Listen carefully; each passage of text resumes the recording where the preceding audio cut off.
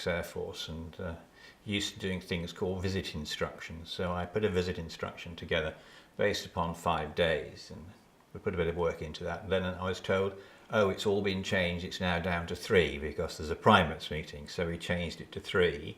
And that then embraced 11 benefices or groups of parishes and the 51 churches, but we couldn't visit every one.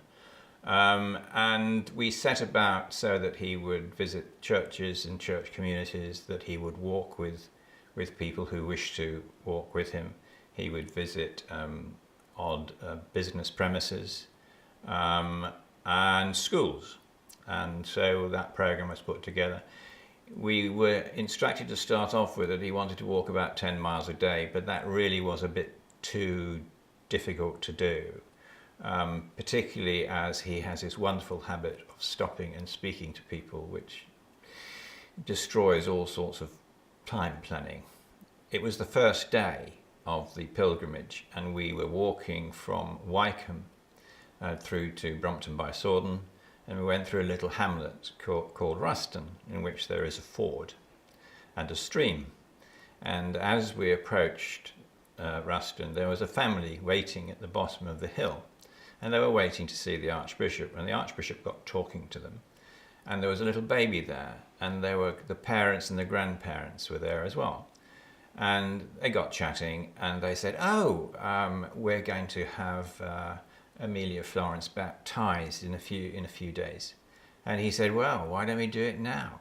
And so the net result was that the Archbishop stood in the stream and baptized the child there and then. And everybody was absolutely over the moon with that. Not just the parents and grandparents, but obviously all of us that were there watching. It was a really moving experience.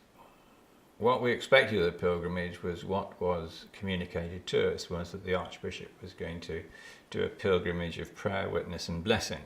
How that was going to be done particularly was uncertain, but it certainly was very prayerful, and certainly the Archbishop bore witness. The great joy of the pilgrimage was the reaction that the Archbishop got from the people who accompanied him or he met on the way. And I would say the words that come into my mind are joy and inspiration. The joy of his presence. He's a very charismatic man, and he's a very friendly man, and he's full of humour, and that's very endearing. But he's also very spiritual, which is also good, and it made people think. It gave them a spiritual depth that they explored their spiritual depth, and they felt joy, and that was good.